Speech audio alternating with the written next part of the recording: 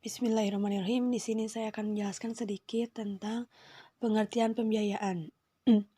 Dalam masyarakat Indonesia, selain dikenal dengan istilah utang piutang, juga dikenal dengan istilah kredit dalam perbankan konvensional dan istilah dalam perbankan syariah.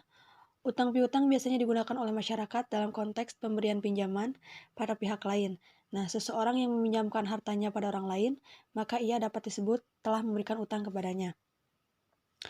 Dalam Undang-Undang Nomor 10 Tahun 1998 disebutkan bahwa pembiayaan berdasarkan prinsip syariah adalah penyediaan uang atau tagihan yang dipersamakan dengan itu berdasarkan persetujuan atau kesepakatan antara bank dengan pihak lain yang mewajibkan pihak yang dibiayai untuk mengembalikan uang atau tagihan tersebut setelah jangka waktu tertentu dengan imbalan bagi hasil.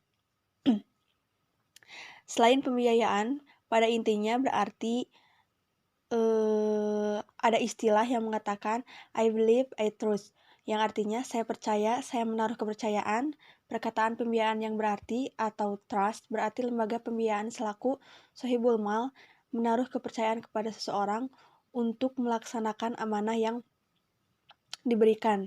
Nah, dana tersebut harus digunakan dengan benar, adil, dan harus disertai dengan ikatan dan syarat-syarat yang jelas dan saling menguntungkan bagi kedua belah pihak.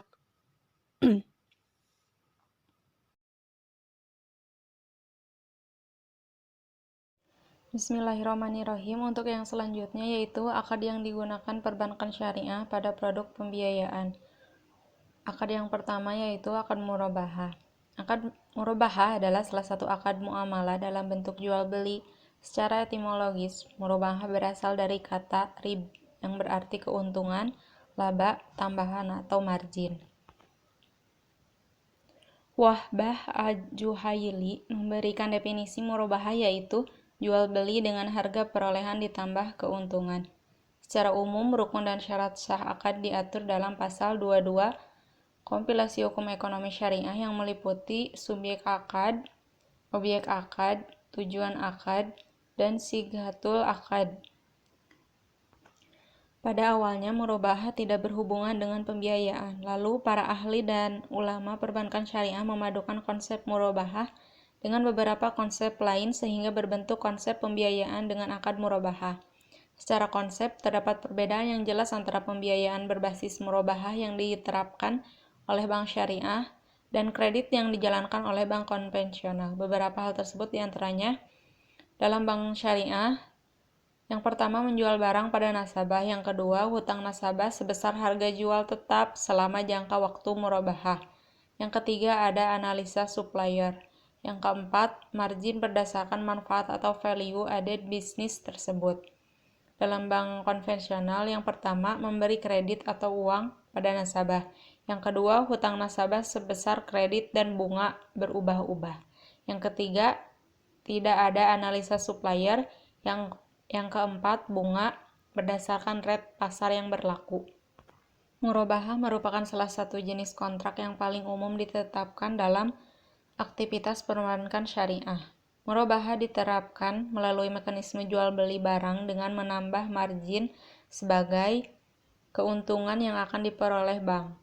Porsi pembiayaan dengan akad murabahah saat ini berkontribusi paling besar dari total pembiayaan perbankan syariah Indonesia, yakni sekitar 60%. Pada awalnya murabahah tidak berhubungan dengan pembiayaan, lalu para ahli dan ulama perbankan syariah memadukan konsep murabahah dengan beberapa konsep lain sehingga membentuk konsep pembiayaan dengan akad murabahah. Untuk fitur produk, yang pertama ada akad. Pembiayaan dengan akad murabahah dapat berupa yang pertama murabahah dengan akad tunggal sederhana. Yang kedua murabahah dengan gabungan wa'ad atau akad lain. Yang kedua tujuan pembiayaan. Pembiayaan murabahah dapat diberikan untuk kepentingan nasabah seperti yang pertama kebutuhan konsumtif, yang kedua kebutuhan modal kerja usaha, yang ketiga kebutuhan investasi. Untuk fitur produk yang ketiga yaitu objek pembiayaan.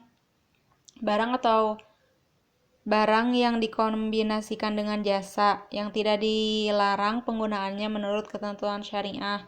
Objek pembiayaan dalam bentuk barang dapat berupa barang yang definitif muayyan atau berupa paket sejumlah barang.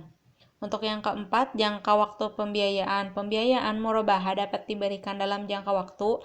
Yang pertama, jangka waktu WA dalam line facility lebih panjang dari jangka waktu akad murabahah. Yang kedua, jangka waktu WA untuk availability period lebih pendek dari jangka waktu akad murabahah. Untuk fitur yang kelima, kriteria nasabah. Pembiayaan murabahah dapat diberikan kepada tipe nasabah. Yang pertama, perorangan atau individu. Yang kedua, badan usaha. Yang ketiga, badan hukum. Untuk fitur produk yang keenam, sifat fasilitas.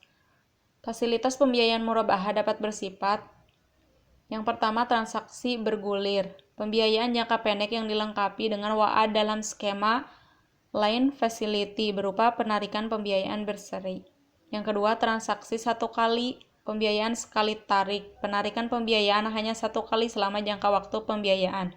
Untuk fitur yang ketujuh, mata uang rupiah atau valuta asing. Yang kedelapan, uang muka disepakati bersama bank dan nasabah sesuai dengan ketentuan yang berlaku. Untuk margin atau keuntungan disepakati bersama bank dan nasabah. Untuk fitur produk yang ke-11, jenis perikatan perjanjian pembiayaan sesuai kebutuhan dan ketentuan yang berlaku dapat dilaksanakan dalam bentuk: yang pertama, notaril, yang kedua, di bawah tangan. Untuk fitur produk yang ke-12, jenis perjanjian. Perjanjian yang disepakati oleh para pihak dapat terdiri dari: yang pertama, perjanjian pokok akta perjanjian pembiayaan murabahah. Yang kedua, perjanjian tambahan aksesoris akta perjanjian di luar perjanjian pokok yang digunakan sebagai pelengkap perjanjian pokok. Contohnya, akta pengikatan agunan, akta pengalihan kuasa atau wakalah, akta wa'ad. Yang keempat, akta lain yang dipandang perlu. Yang selanjutnya, salam. 1. Pengertian salam. Kata salam berasal dari kata at-taslim. Kata ini semakna dengan as-salaf, yang bermakna memberikan sesuatu dengan mengharapkan hasil di kemudian hari. Salam juga diartikan akad jual beli muslam fih atau barang pesanan dengan pengiriman di kemudian hari oleh muslam ilaih atau penjual, dan pelunasannya dilakukan oleh pembeli pada saat akad disepakati sesuai syarat-syarat tertentu. Yang dimaksud dengan salam adalah transaksi yang pembayarannya dilaksanakan ketika akad berlangsung dan penyerahan barang dilaksanakan di akhir sesuai dengan perjanjian yang telah disepakati oleh penjual dan pembeli. Dalam menggunakan akad salam, hendaknya menyebutkan sifat-sifat dari objek jual beli salam yang mungkin bisa dijangkau oleh pembeli, baik berupa barang yang bisa ditakar, ditimbang maupun diukur. Disebutkan juga jenisnya dan semua identitas yang melekat pada barang yang dipertukarkan yang menyangkut kualitas barang tersebut. Jual beli salam juga dapat berlaku untuk mengimpor barang-barang dari luar negeri dengan menyebutkan sifat-sifatnya, kualitas dan kuantitasnya. Penyerahan uang muka dan penyerahan barangnya dapat dibicarakan bersama dan dibuat dalam suatu perjanjian. Dalam dunia bisnis modern, bentuk jual beli dikenal dengan pembelian dengan cara pesan atau inden. Tujuan utama dari jual beli pesanan adalah untuk saling membantu dan menguntungkan antara konsumen dengan produsen. Bai salam atau biasa disebut dengan salam merupakan pembelian barang yang pembayarannya dilunasi di muka, sedangkan penyerahan barang dilakukan di kemudian hari. Akad salam ini digunakan untuk memfasilitasi pembelian suatu barang yang memerlukan waktu untuk memproduksinya. Adapun salam paralel merupakan jual beli barang yang melibatkan dua transaksi salam.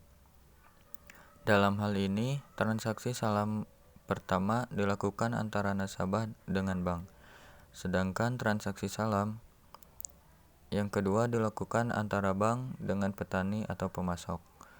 Penerapan transaksi dalam dunia perbankan masih sangat minim. Bahkan, sebagian besar bank syariah tidak menawarkan skema transaksi ini. Hal ini dapat dipahami karena persepsi masyarakat sangat kuat bahwa bank termasuk bank syariah merupakan institusi untuk membantu masyarakat jika mengalami kendala likuiditas. Dengan demikian, ketentuan salam yang mensyaratkan pembayaran di muka merupakan suatu hal yang masih sulit untuk diaplikasikan. Kendati demikian, skema transaksi ini tetap potensial dikembangkan di Indonesia seiring dengan meningkatkan perhatian pemerintah untuk mengembangkan sektor pertanian. Secara khusus, jika pemerintah terlibat dalam upaya mengembangkan kemampuan akses pendanaan, petani menggunakan skema salam relatif lebih tepat dan lebih menguntungkan dibanding skema lainnya. Keuntungan menggunakan skema salam antara lain adalah: yang pertama, bagi petani, skema salam dengan pembayaran di muka akan sangat membantu petani dalam membiayai kebutuhan petani dalam memproduksi barang pertanian. Dengan demikian, petani memiliki kesempatan dan dorongan yang lebih besar untuk meningkatkan kapasitas produksinya agar dapat menghasilkan produk pertanian yang lebih banyak, sehingga di samping untuk diserahkan kepada pembeli sebanyak yang sudah ditentukan, juga dapat digunakan untuk diri sendiri atau untuk dijual kepada pihak lain. Yang kedua, bagi pemerintah, penggunaan skema salam dengan ciri pembayaran di muka akan dapat mempercepat pencapaian target-target pemerintah dalam mendorong peningkatan cadangan pengadaan produk pertanian. Skema ini dipandang dapat mengantisipasi keengganan petani menjual produknya kepada pemerintah selama ini, baik karena telah terbiasa menjual kepada tengkulak atau kepada pedagang besar. Keuntungan lainnya bagi pemerintah adalah dengan tercapainya target cadangan pengadaan produk pertanian dengan dana yang terjangkau, maka akan mempercepat peran serta pemerintah dalam ekspor produk pertanian ke luar negeri yang di belakang ini mengalami kenaikan harga. Yang ketiga, penggunaan skema bagi pengusaha berpotensi meningkatkan efisien dan nilai penjual pengusaha produk pertanian. Pengusaha yang dalam ini berperan sebagai penjual produk pertanian baik untuk konsumsi lokal maupun ekspor akan dapat memiliki produk pertanian dari petani dengan harga yang relatif akan lebih rendah disebanding harga pasar meningkat pembayaran yang dilakukan di muka. Adanya harga pembeli yang relatif lebih murah tersebut akan memberikan keuntungan bagi pengusaha untuk memperoleh margin yang menarik. Keuntungan lain bagi pengusaha adalah adanya kepastian memperoleh barang yang dimiliki yang diinginkan, sehingga tidak perlu khawatir atas persaingan mendapatkan barang pada saat panen dengan pengusaha lain. Yang terakhir, bagi bank syariah, skema salam pada dasarnya sangat menguntungkan bagi bank syariah, mengingatkan pembeli sudah menyerahkan uangnya terlebih dahulu di muka. Dengan demikian, risiko kegagalan membayar utang tidak ada sama sekali. Walau transaksi ini menimbulkan risiko baru, yaitu kegagalan menyerahkan barang, dengan pengalaman dan jaringan petani yang dimiliki bank, risiko ini mestinya tidak sulit untuk diatasi oleh bank syariah. Sekian. Bai al-istisna adalah akad pembiayaan untuk pemesanan pembuatan barang dengan kriteria dan persyaratan tertentu yang disepakati antara pemesan atau pembeli, mustasni, dan penjual, pembuat atau sani, dengan harga yang disepakati bersama oleh kedua belah pihak, biasanya sebesar biaya produksi ditambah keuntungan bagi produsen, tetapi lebih rendah dari harga jual, dan pembayaran di muka secara bertahap, sesuai tahapan-tahapan proses produksi. Pembayaran dana pembelian barang akan dibayarkan kepada produsen setelah akad perjanjian al-istisna ditandatangani dan seluruh persyaratan telah dipenuhi, nasabah termasuk biaya-biaya yang timbul dan dilengkapi dengan dokumen resmi pembelian barang yang diperjualbelikan. Biaya-biaya yang berkaitan dengan ini adalah: yang pertama, biaya administrasi pembiayaan.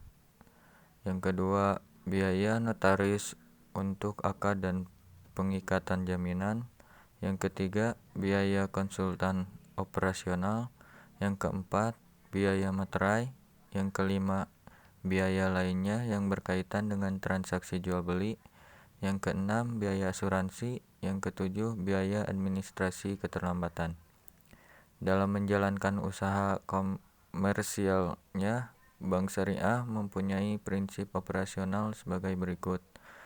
Yang pertama, prinsip bagi hasil. Yang kedua, prinsip jual beli dengan margin keuntungan.